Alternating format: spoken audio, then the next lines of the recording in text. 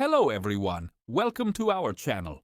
Today we'll be covering some hot football news, Barcelona's victory in the Spanish Supercup and their win in El Clasico, the possibility of Alexander-Arnold moving to Real Madrid in January, and Florentino Perez's important decision about Ancelotti's future. Stay tuned. Let's quickly go over the key match results. Barcelona 5, Real Madrid 2 in the Spanish Supercup final, Manchester United 6, Arsenal 4 after penalties in the FA Cup, Tottenham 3, Tamworth 0, Newcastle 3, Bromley 1, Inter 1, Venezia 0, Napoli 2, Hellas Verona 0, Atletico Madrid 1, Osasuna 0, Bologna 2, Roma 2, and finally Paris Saint-Germain 2, Saint-Étienne 1. That's all for the results. Stay tuned for more updates. Barcelona's big win over Real Madrid in the Spanish Supercup final, 5-2. Before diving into the match details, let's take a look at the starting lineups. Both teams began the game with a 4-2-3-1 formation. Real Madrid's lineup: Courtois, Rudiger, Tchouaméni, Vázquez, Mendy, Camavinga, Valverde, Bellingham, Rodrigo, Vinicius, and Mbappé. Barcelona's lineup: Szczęsny, Martinez, Cubarsí, Koundé, Balde, Casado, Pedri, Gavi, Yamal, Rafinha, and Lewandowski. The game started intensely, with an early goal from Mbappé in the 5th minute, assisted by Vinicius. However, Barca quickly responded as young star Yamal equalized in the 22nd minute with a brilliant assist from Lewandowski. Later, Camavinga's reckless foul on Gavi gifted Barcelona a penalty, which Lewa calmly converted in the 33rd minute to give Barca the lead. But that wasn't all. Just 3 minutes later, Rafinha headed in a fantastic cross from Koundé, making it 3-1. Real Madrid seemed mentally shattered, and their woes worsened in added time of the first half. Left-back Balde found the net, assisted by Rafinha, taking the score to 4-1 by half-time. Barcelona started the second half strong and quickly scored their 5th goal. Rafinha dazzled with a solo run, leaving Tchouaméni behind before slotting the ball past Courtois. In the 56th minute, Mbappé broke through on a one-on-one with Barca's goalkeeper Szczęsny, but was brought down just outside the box. After checking VAR, the referee sent Szczęsny off, and Peña came on. Rodrigo then stunned Peña with a direct free kick, giving Real Madrid their 2nd goal.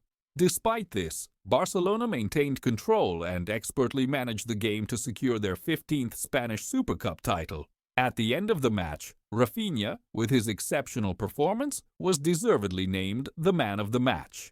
Now, let's take a quick look at the match stats. Barcelona had 51% possession, slightly edging out Real Madrid's 49%. In terms of total shots, Real Madrid led with 19, while Barcelona had 14. Shots on target?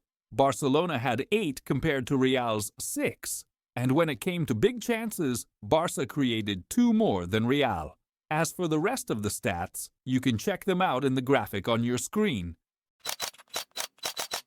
Manchester United's dramatic victory over Arsenal in the FA Cup 3rd round. This highly anticipated clash was hosted by Arsenal at the Emirates Stadium and ended with a thrilling win for Manchester United.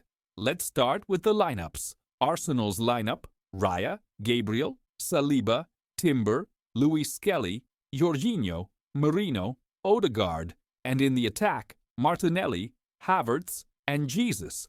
Manchester United's lineup: Bayindir in goal, Maguire, De Ligt, Martinez in defense, Ugarte, Menu, Moravia, and Dalot in midfield, with Fernandes, Garnacho, and Højlund leading the attack. The first half was relatively quiet, with the main highlight being Gabriel Jesus' injury, forcing Arteta to bring on Raheem Sterling, who hasn't seen much action this season. Just minutes into the second half, Bruno Fernandes scored a brilliant volley in the 52nd minute, assisted by Garnacho, giving United the lead. However, things took a turn when Diogo Dalot, already booked in the 49th minute, made an ill-timed tackle on Mikel Merino and received a second yellow, leaving United with 10 men.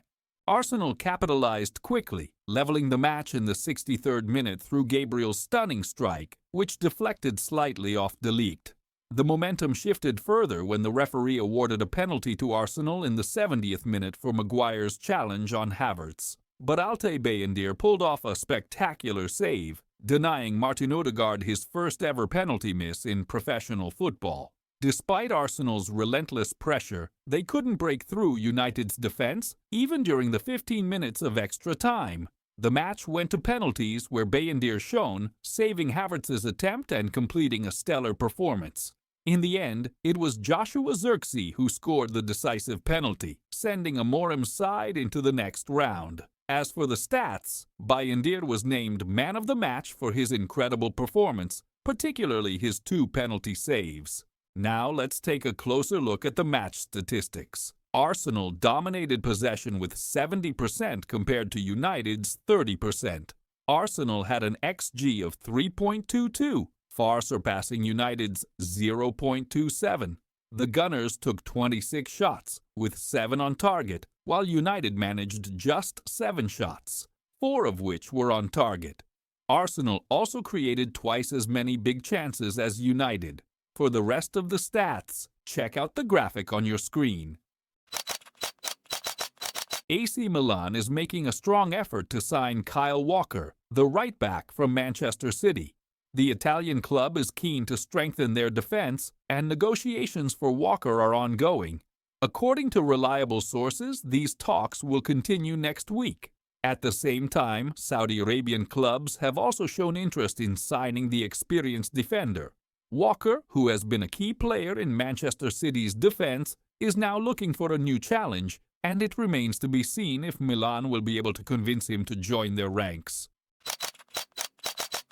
West Ham United is actively looking to sign a new striker due to the injuries of Füllkrug and the car accident involving Antonio, which has left their attacking line with problems.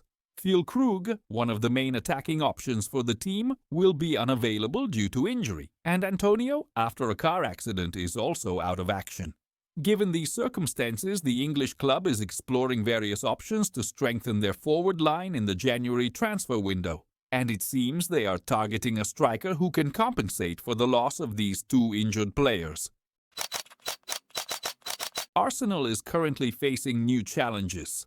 Riccardo Calafiori, the team's left-back who had been performing well in recent months, has suffered a muscle injury and will be out for an indefinite period. However, the bigger concern arose when Gabriel Jesus left the pitch during the match against Manchester United due to a knee injury. Arteta, Arsenal's head coach, expressed concern about Jesus' condition, stating that he doesn't seem to be in a good state. These injuries could have a significant impact on Arsenal's performance in the upcoming matches, especially in the crucial games they have ahead. Ruben Amorim, the head coach of Manchester United, discussed Marcus Rashford's situation in a recent interview, stating that Rashford is currently one of the club's players, but he is uncertain about what will happen to him in the future.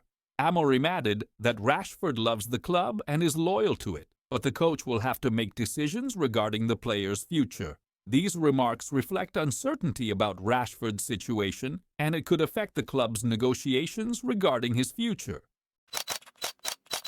Manchester City is finalizing the transfer of Omar Marmoush, the Egyptian forward, to their squad.